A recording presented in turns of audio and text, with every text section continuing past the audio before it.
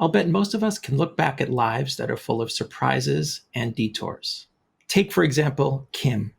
3 days into an engineering degree, and it was clear that a change of course was in order. After a degree in production, voila, an SSO production manager was born. Or take Ha Peng, computer engineer turned chief executive officer of a national orchestra.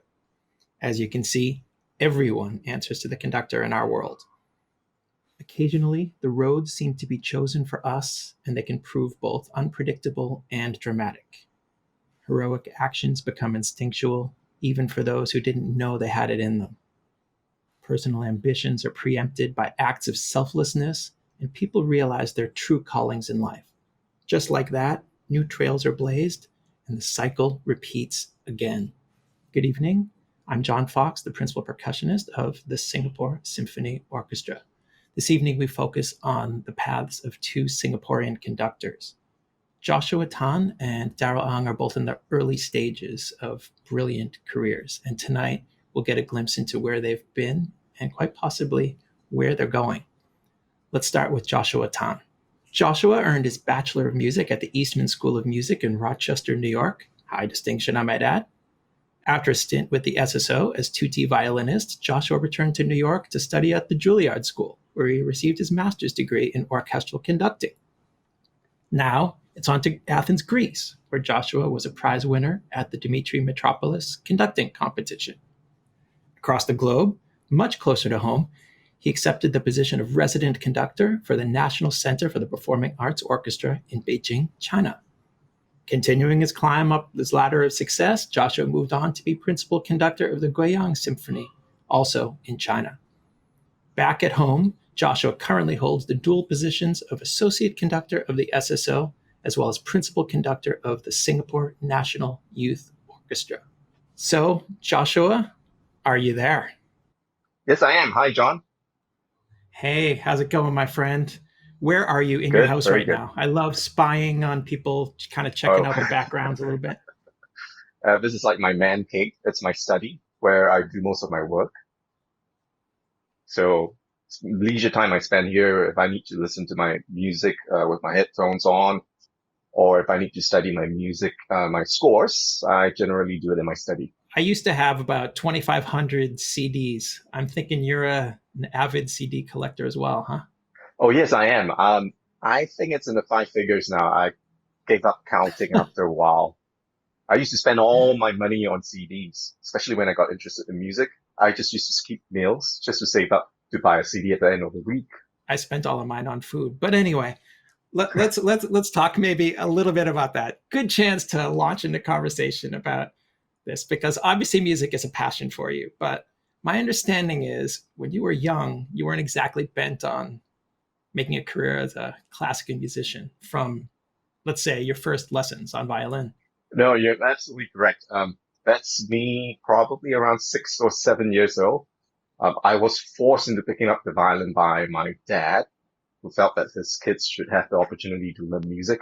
So you can see from the photo that I'm not very happy. I'm probably sulking at that point in time. Really hated going for violin lessons. I didn't like classical music at all. Um, I just wasn't focused on practicing, and I was more concerned as any other child would be with having fun. Basketball, football, computer games. And I guess I never really quite liked music until I was around 14. Even though, get this, I actually went for almost weekly SSO concerts since I was young. But after I got obsessed with it, with classical music, something changed, something just snapped in my head, and I got completely obsessed with it. So much so that I started practicing like crazy. Like I said before, I saved all my pocket money just to buy CDs, was listening to music non-stop. At some point in time, I decided that I wanted it as a career. And yet you had all of these things going on. You were admitted into business school. You had potential school paths in political science, economics. So it still wasn't exactly cut and dry that music was the way to go, right? Oh, no, not at all. I had choices, but looking back, I was very fortunate in that, in the sense that I was allowed to go through and have a very normal upbringing and very normal education, which is in fact very, very important for any artist. Mm, But of course, when you're at a crossroads and when faced with such an important life decision, what do you do? Before I made my decision, I was already in the National University of Singapore. I was studying political science and economics. It was something that I was very, very interested in. But at the same time, I was torn between following my dream, my passion, music, which is music. Um, I dreamt of one day playing in the SSO. I managed to get a full SSO scholarship provided by the Ministry of Education. But I still wanted both. And so I applied and I got accepted into the Indiana Business School, which is quite a prestigious one. And I had a choice. So what does one do? And I thought, you only live once, and it's an irreversible decision for me, at least at that time. So I decided just to pursue my passion and my dream because I thought to myself, I can't live without music. I can't live with the decision that I take if I do not do music at all. This seems so bold to me because we both know the pressures in society about taking the safe path or one where you'll be able to provide for your future family or something that's a traditional, respectable position in society. Did you fight any of those kind of demons before making that decision, or did you just boldly go right into it and say, music's my passion, I'm Oh, there? no, not at all. I think if one were to have that sort of doubts, then perhaps your passion isn't big enough. Perhaps it isn't, you're not that obsessive or in love with it, so much so that you're obliged, that you feel really much compelled to just choose that career route. For me, it was that there was no question about it. I didn't for once think that it was impractical. I just felt that life is short. You get to make this decision only once. And if you don't, it's never going to come again. So for me, that was the most compelling reason for me to just leap on that train. So at what point in your life then did you find a mentor? I think most of us find someone or some people along the way fairly early on that rock our worlds and make us think this is the only path that I can take. Did that happen with you? Well, as far as conducting go, no, not quite. It was a very, very gradual process because, like I said before, I didn't get interested in music until I was around 14 or so. So I had a very pretty late start, despite the fact that I started learning the violin from 6, but I never practiced. Um, of course, I can't tell my father then, I pretended he wasn't home and I just said like I practiced. But in actual fact, I only practiced like 5 to 15 minutes a week before my lessons. I used to skip my I just want to lessons. make sure, Joshua, do you practice and prepare now with your position with SSO? We should just get this clear, I think. Of course, of course, of course I Okay, do, please continue. Just one. And when I got interested, I realized that I was severely disadvantaged. So that's why when I was in school, I started taking conducting lessons because I felt it would make me better understand orchestral pieces because that was what I wanted to play in an orchestra. That was my dream, to play in the SSO. And I did. And I still continued with my conducting studies despite having a job with the SSO as a violinist. And one day I was accepted into the masterclass of this world famous conductor whom I'm sure all music lovers know as Charles Dutoit. And he really greatly impacted my life. And of course, my decision to switch careers. I recall vividly the first lesson I had with him.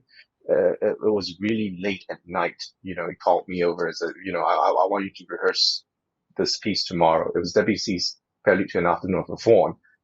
Extremely difficult piece to conduct. And I said, this is what I do. I show you the important points.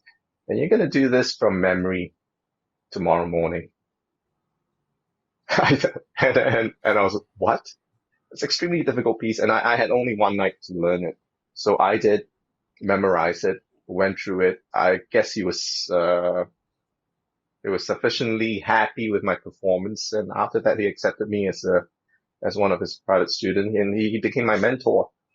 And a couple of years or 2 years later, whenever he was in Asia, I used to visit him. He told me, Joshua, maybe you should just stop playing the violin and just concentrate and just be a conductor instead. I guess he saw something in me, and then I asked him, so where should I go? Because he was an active performing conductor. I can't just follow him around the world. And I said, well, go to Juilliard School and look for James DePries. And that was the only school that I applied to. And thank God, I was very blessed that I got accepted. It was a very difficult decision for me to make because I was very, very happy playing in the orchestra. Uh, it was a wonderful life for me. I was doing what I loved, and just to get that up to be a conductor and just to start again from scratch was very difficult. And I guess being accepted by the Juilliard School and by James DePries, and under such a well-known personality and conductor, I guess that really gave me the push. And I'm severely indebted to both of these two gentlemen. Maestro DePries unfortunately passed away a few years ago. One of the most compassionate and intelligent human being that anyone can meet. I do remember working with James DePries at a summer festival at Juilliard, and not just a remarkable musician and conductor, but that persona, truly, truly bigger than life. Now, speaking of that, when it comes to conducting, you're a man who wears many hats. This was irresistible for me to find. Now, do you wear this yes. whenever you conduct? I try not to, although there's an urge to. But this is one of the most fun concerts I've ever done. Christmas concerts. We can really let our hair down. You wear lots of hats as conductor. You've done ballet and you've worked tons of collaborations, but you also have a lot of passions outside of the conducting world. And just as we were preparing for this interview, you were sipping what looks like a heavenly cup of coffee. Why don't you tell some people who don't know you as well as I do a little bit about your passion there? Oh, yes.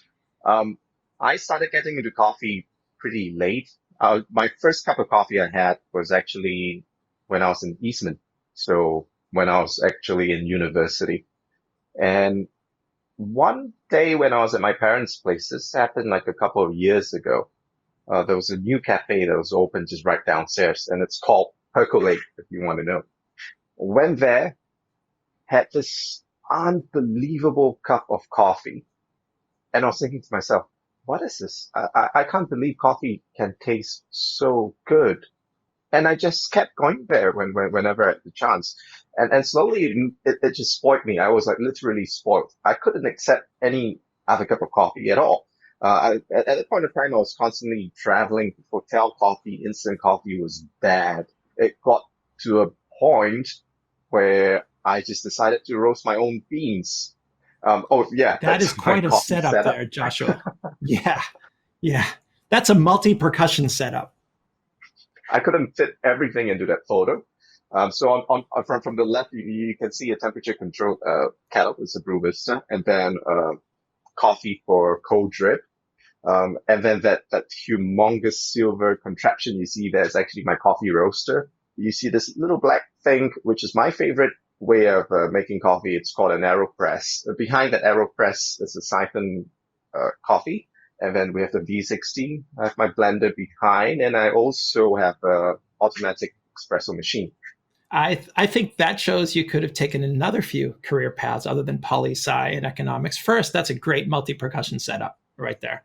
But secondly, maybe something in straight science or chemistry. That is really something else. It's interesting because then the way you describe it, coffee's kind of been a journey as well, if I dare say. You talked about sort of coming around to violin. Took a little while for you to get that acquired taste, right? Maybe similar for coffee as well? Oh, yes. I think it's just, perhaps it's a trait for most artists and musicians where when we get interested in something, we are really obsessed with it. As far as music goes, I'm really obsessed with it. Getting into details, just spending too much time on it. It's the same thing when I started going into coffee. It was just downhill all the way. It's just a spiral. It's just spiraling into something crazy.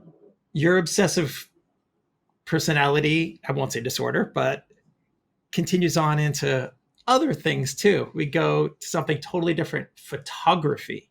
I've seen you around taking photos even of our own orchestra when you're not on stage. But this is another passion of yours, right? Oh yes. There you are. I've never seen that photo before. Are you allowed to be taking pictures of this orchestra? That's what I want to know. We can talk about this off camera. Okay. But tell me a little bit about your interest in photography as well, another artistic endeavor, of course. Well, I think taking photos is kind of like making music. You're always trying to capture that moment. Well, this was a photograph that I managed to take in Cambodia during one of my holidays. It was a candid shot. I only had a split second to take it, and it turned out to be one of my favorite shots that I've ever taken because I think it really captured that sense of awe that this lady had with nature, with waterfall, and you can see the speed at which the water is coming down. This was taken in Little India. What I like so much about taking photos, it's just like music. It's capturing that moment, that very personal experience of emotion. It's of this, the subject is this gentleman. He's just passing by a temple and obviously he's paying his respect outside of the temple. He didn't have time to go in. For me, it's just capturing that split second of what that individual is going through, what is on his mind, and just putting it down for eternity. And that's for me what's very special about taking photos. It's just like music. You're capturing that moment of a live concert. This was taken in Guiyang, China, in an alley. And it's an alley which was populated by the most fashionable or the latest, hippest bars. And I was walking along there and I thought it was a very interesting place to take some photos. And I came across this gentleman. As you can see, he has a wicker basket on his back. And you can just literally see this rich poor divide, and he's looking into a bar. And when I look at the photo, I'm just wondering what's going on in his mind as he walks past this place.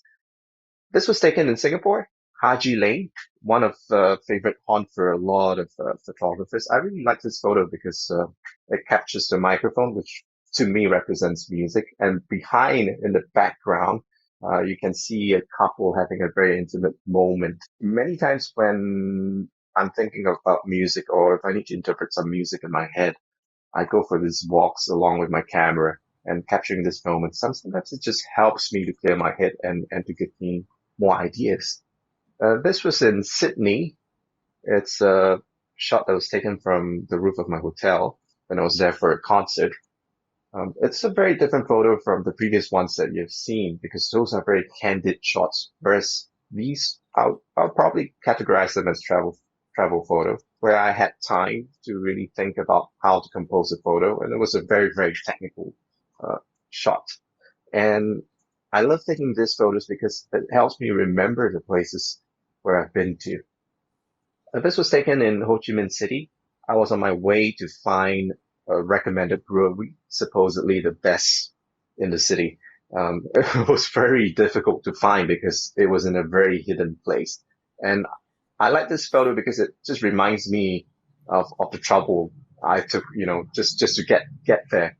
And it was a very fascinating walk for me because I had to go through this very dark alley. Of course, in this photo, you see that it's brightly lit up. I had to edit it somehow so that all the details can pop. And you see artwork to the left and right, and as well as people taking a nap in the afternoon of the day. Your descriptions are also really fascinating to me. I mean, you describe the multi-layer appeal maybe of a piece of music or a photograph or even a movie where we can see that technical beauty, but there's also something underneath. Now, as I step outside of my body, I hear myself saying that and thinking, wow, is this all too fancy, too highbrow? What do you do, Joshua, when someone comes to you or when you're faced with programming a concert where you're worried that, is this too highbrow? Do audiences think classical music is too fancy and elite? How do you approach that? I'll just tell them my life story, how I really hated the violin, and how I came to love music. I don't think music is highbrow at all. Uh, as with any form of art, unless, of course, it's deliberately, if a piece of work is deliberately composed to be a cerebral exercise, then it's different. But with any art form, it appeals to the individual's personal life journey. It speaks to each individual differently at different points of their lifetime. So one may hate a piece of music initially, but grow to love it. And with all great art, it persists. It persists down generations. Hundreds of years when we're gone, people will still be listening to it. Why? Because it's great music, and it speaks to the human soul. And I think for the most difficult part is just getting people to get rid of this notion that it's highbrow. Is not for me. It's difficult to understand. No, for me, at least, you don't have to understand the technicalities of it, the history of it. Just listen with open mind and open heart. I've brought many friends who have no clue about classical music to the concert hall, and they've ended up being, regular goers for concerts now. Well, you back up your words with deeds, and that you are constantly with us, joining us on these outreach programs at Gardens by the Bay, at Botanic Gardens, things like that. And you clearly have no diminished level of passion or excitement there. In fact, I would like to share a little bit of one of those performances to close the segment, but first give you a chance to sum up all of these passions you've discussed today and say what you wish before we close out with a little bit of one of your conducting performances. Well, these are, of course, very trying times for all of us, but I'm sure we can all overcome this together. Just like, previous crises, the human race has always persevered and survived and came out of it much stronger. And I'm sure very, very soon we'll see each other in the concert hall, and I can't wait to be back on stage performing for all of you. And meeting all my wonderful colleagues again, especially John. Well, of course, So especially take me. care. Joshua, it's so great to have you here, and you're showing everyone that you also are not highbrow. Let's close by showing a little bit of Swan Lake with you at the helm, the SSO Mother's Day Concert 2019, bringing music to the masses as we are doing more and more at the SSO. Please enjoy.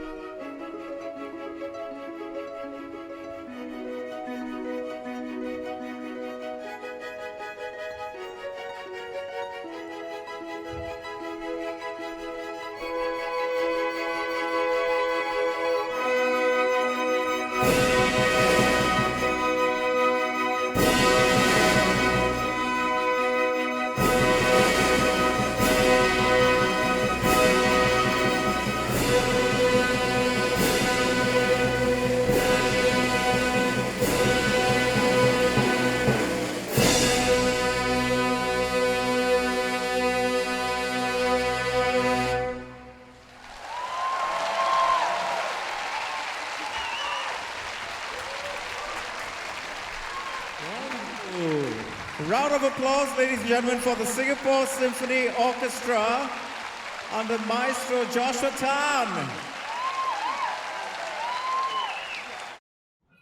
It's always so inspiring to see so many enthusiastic folks at our outreach concerts like that one at Botanic Gardens on Mother's Day. I think it only helps that we also enjoy bringing them to you as well. Many thanks to Joshua for joining us. And now let's hop on board with Darrell Ang. We begin by traveling to Austria, where Darrell studied piano and harpsichord at the Vienna State Conservatory. Then it's on to St. Petersburg, Russia, to study conducting at the St. Petersburg State Conservatory. Before furthering his studies, we make a stopover in Italy, where Darrell won the Antonio Pedrotti conducting competition. Next, we travel to New Haven, Connecticut in America, where he received his Master of Music at Yale University. Darrell then returned to Europe, this time to France, winning the Besançon International Competition for Young Conductors. Back again to Italy, where Darrell won yet another competition, the the Arturo Toscanini International Conducting Competition. After that, Darrell returned home to Singapore as young associate conductor with the SSO.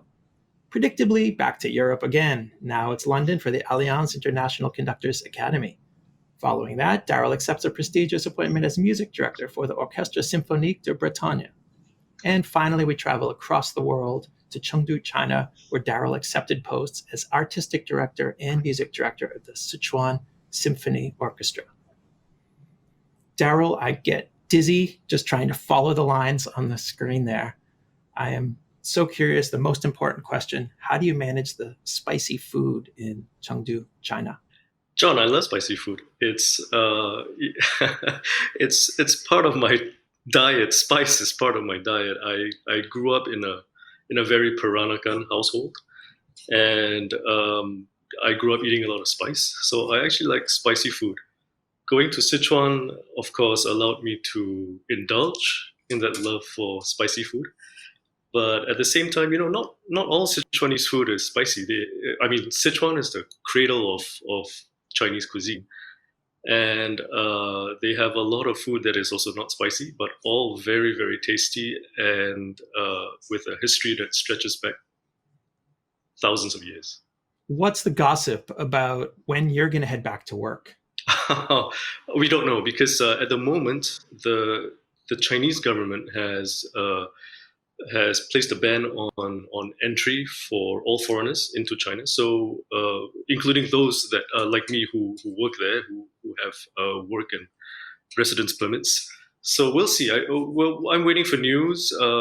It's not just China that has this travel entry ban. I mean, a lot of countries around the world also. So, fingers crossed. I think pretty soon things will go back to a little like normal, not completely, but a little like normal. And I have just one last question before we really get into it here, while I have a chance. How is your Singapore-trained Chinese held up there with a gig in China? You talk about your Peranakan background and all.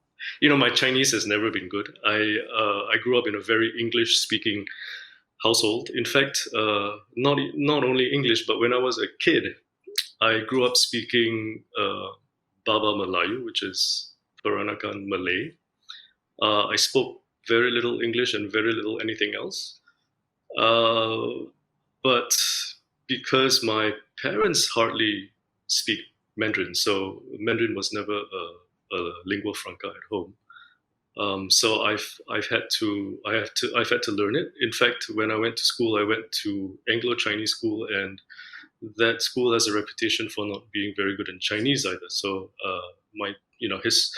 historically speaking, my Chinese was never good, and it's improved, and it's still improving. And I'm glad to say that I'm able to communicate with my orchestra, with the people, with everybody that I just have to make contact with. That's good enough for me at the moment. The fact that you can do that is a testament to the fact that you are being super modest and humble about that, as you are about almost everything. So let's go back to the beginnings, but let's surprise some people, not with you sitting at a piano or anything else, but standing as a child model.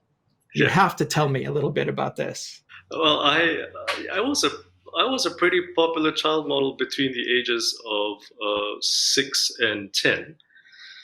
My parents took me to a very old shopping mall. It doesn't exist anymore. It was East Seitan at Havelock Road. Every Saturday we were there. And it so happened that one morning I was spotted by a talent scout.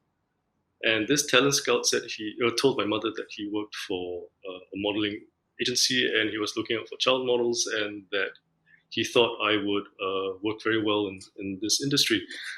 So he asked my parents to bring me along to the office where the agency would have a longer look at me, and so on and so forth. So that kind of started this short-lived career in child modeling, and which actually taught me a lot about posture, about confidence, about being comfortable in front of the camera. Can you, Darrell, teach me? I need you to help teach me a little bit maybe about this, because I have an amateur modeling career going on as well. And you're talking about critiquing what you've learned. Can you share you can help me out a little bit here. What do you see here? You can go ahead, be honest. Well, I see great talent, John. I think you're onto something there. It's great talent. There's a future for modeling for you. You've got a great smile. You've got good eyes. You've got very How good about the lips? lively expression. Are the lips are a little pouty enough? Pouty. They're a little tight. It's you have to relax it a little bit, but no, it's good. Oh, this is very good. Wonderful. Yeah, a little less teeth would work, but great expression, very lively, very fresh, John. I think you've got a future. Okay, great, thanks. Because I was planning right after we're done today, quitting my day job, and if you can give me the business card of that agency, I'm fine. Right. I'll start at the beginning as a child model. That's okay. Okay. I could go on and on about my illustrious career, but back to you. The Ang Yuen Ping, the legendary Singapore teacher, composer. You studied composition and theory with him. How did that move you in the direction, set you in the right trajectory for a career in music? Well, Ang Yuen Ping was a very good teacher. He was very firm. He was very strict on fundamentals. He gave me a very good grounding in harmony, counterpoint, form, all of which have helped me a great deal in my work as a conductor. And also because I feel that this fundamental work in music theory is so essential, which is lacking in a lot of music education nowadays. And that I got from Ang Yuen Ping, because when I was growing up, there were no conservatories in Singapore. And I was very fortunate to have studied under him for 2 to 3 years. He gave me a very, very good, solid foundation in my basic groundwork as a complete musician, because I had to improvise at the piano. I had to play a lot of chorales. For this work in harmony, I studied all the chorales of Bach, and that was as a teenager of 14, 15 years old with Ang Yuen Ping. So that was really, really intense, but very good for me. Wow, and intense in that around the same time you're also starting your conducting career at ACS, right? We have this picture. Tell me about what's happening here. That picture, I think, was taken at the Istana. I was conducting the Anglo-Chinese school band. I was maybe secondary 3 or 4. And the ACS band, at the time, even now, was a very well-known band, well-known for its talents. I mean, it was one of the best school bands in Singapore, still is, and played regularly for the president, for our ministers. And this particular performance was, I think it was part of a National Day celebration event, and the ACS band was there to play. I normally wouldn't be conducting such high-profile appearances, but I do remember that at that time, the bandmaster, who also played trumpet in the SSO, had to be at an SSO rehearsal.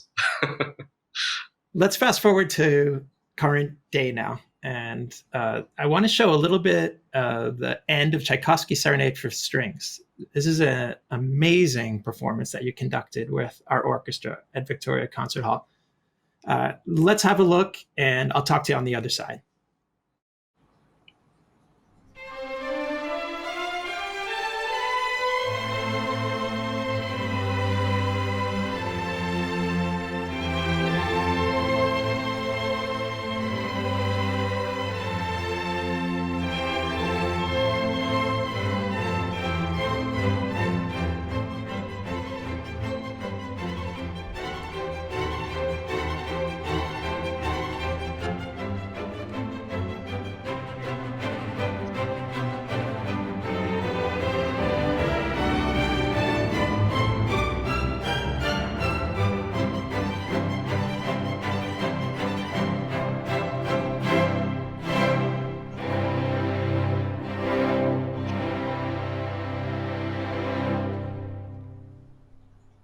an outstanding performance in every sense, but that's not why I showed it.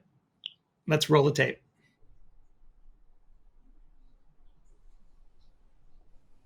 That silence is deafening, isn't it? Mm-hmm. So let's talk about that, Darrell.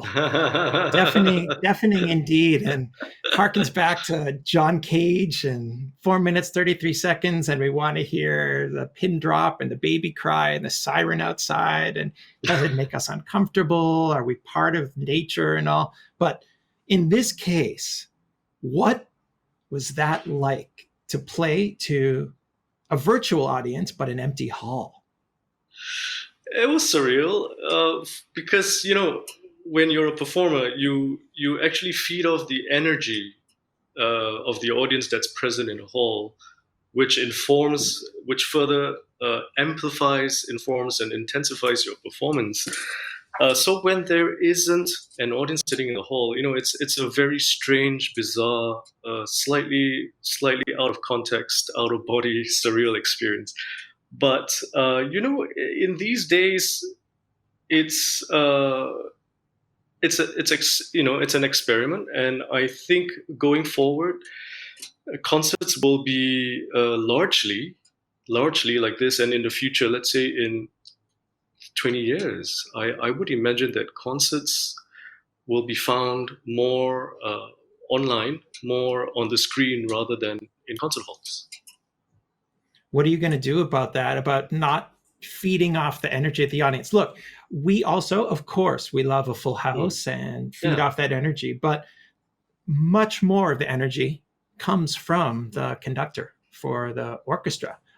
So if you are that intermediary, you need to somehow translate energy that's not in the hall, it's elsewhere. Have you already been thinking about what you're going to do about that? I have. In fact, I just think that, conductors or performers in general really have to be in a different mindset. They need to train themselves to be in a different frame of mind, in which the translation of their musical activities into physical sound needs to take on a different shape and form without an audience. So conductors, they really have to be more present here. And I think that in this sense,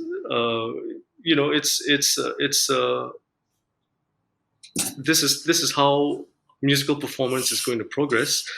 I, as a performer, I actually embrace it. I think there is a great future in this, and I think that all orchestras or performing institutions, whether or not classical music or jazz or pop and rock, have to envision a future in which they will start to perform less and less for live audiences and more online, to a screen, to an empty hall, but the audience is elsewhere. So they need to know how to channel that energy in a different way, focus it to a different point of view. But this is the future going forward, John. I really strongly believe that now with the introduction of 5G, online broadcasting of concerts is going to be the future. So we have to be ready for that. Well, you already have an amazing social presence, social networking. I'm sure if anyone's prepared for that, you are. And well, you pop up on my Facebook all the time, and some of the stuff is heartwarming to see, and some of it is heart-wrenching, if I dare say. And I think I'd be remiss, if you don't mind, to bring this up a little bit, because it's clear from what I see on my newsfeed, that nature, wildlife, the environment is not a hobby for you. It's not a passing interest. It seems to be part of your being, because the stuff you post isn't all sunshine, and it's not all doom and gloom. Here, what are we looking at here, Darrell? Now, this photo was taken earlier this year when I went to Wildlife Reserve Singapore to learn more about the pangolins that that were living in captivity. There are a number of pangolins in Singapore living in captivity here at the zoo, but they are there because they are being nurtured away from the wild. They have been injured in some form or manner, and they are recuperating. Pangolins are very fragile. They take a long time to recuperate. They also take they're not easy breeders. They're not like rabbits or cockroaches. They are shy.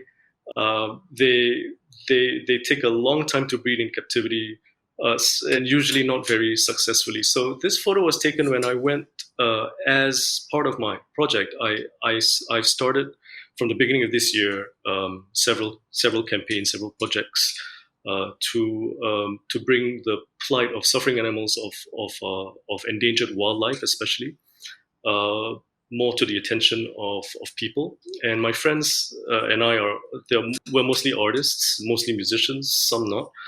But we love wildlife, we love animals, and we want to do more for them. Growing up, I wanted to be Sir David Attenborough. I didn't want to be a musician. I wanted to be Sir David Attenborough. I wanted to be a zoologist, a wildlife specialist. I wanted to go on adventures and meet animals and save animals and study them. Somehow music, kind of derailed that activity, but not that passion. I actually really do love animals. I still do. And as I get older, I feel that I want to come full circle and merge these different passions, because I could use my music for a greater good, in which animals could be saved, or rather, all of us as human beings, we can know more about them and what we really should be doing to protect them rather than to endanger them. And because I love animals, I also have to be concerned about the environment, because it's all linked, you see. Because as the global temperatures rise, as climates change, then all of us start to suffer, because we have less and less of our resources that is made available to us to go by. And it's not just us. I mean, for human beings, we can easily find ways and means to temporarily save ourselves. But then when it comes to animals, they are voiceless, they are defenseless, and they need us. We have to be there for them. And so that's what I really, really believe. And so climate, the environment, nature, wildlife, it's all one. And us as human beings, as a human race, we are at the center. So I really do believe that here and now, as we live in this new century, as we go day by day, we really have to be more aware of the environment, of what's around us. It's not just human beings, it's not just us, and everything else is on the periphery. We're all interconnected. What do we do? How we do it? What we eat? How we get the food that we eat? This is all so significant and important for every single one of us going forward. I would say, on a personal note, that your interpretations are kind of just like that with the orchestra. You get the little details out of the way early on in the week, and I've always felt that by the end of the week, it's more about the world or about the big picture and being unified in that. And you couldn't have summed it up more eloquently than that right now. Thank you, I John. really appreciate you being here today, Darrell. Likewise. Thank you, John. Thank you for the invitation. Now, I think it's time for us to enjoy a little bit of Bach. You are a harpsichordist as well, yeah? I started off as a pianist. I never was a good pianist. I started too late. I hated practicing when I was a teenager, but playing the piano was very essential to my studies as a conductor. So when I went into a conservatory in St. Petersburg, I had to occasionally play the piano for examinations, and so every year for 1 week I would be practicing, but just only for 1 week. However, when I was studying conducting, I also fell in love with Baroque music.